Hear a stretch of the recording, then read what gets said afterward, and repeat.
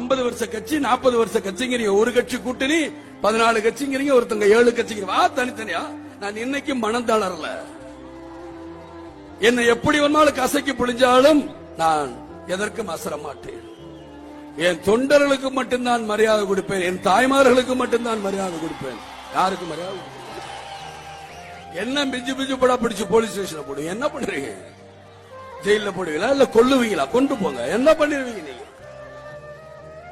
இவங்க ஆட்சியாளர்கள், இவங்களுக்கு ஒரு சட்டம், மத்தவங்களுக்கு ஒரு சட்டம். இவங்களை நம்பி நீங்களும் இத்தனை வருஷம் ஓட்டு போட்டு என்ன சுகத்தை கண்டீங்க? வறுமையை தவிர வேற என்னத்தை பார்த்தீங்க?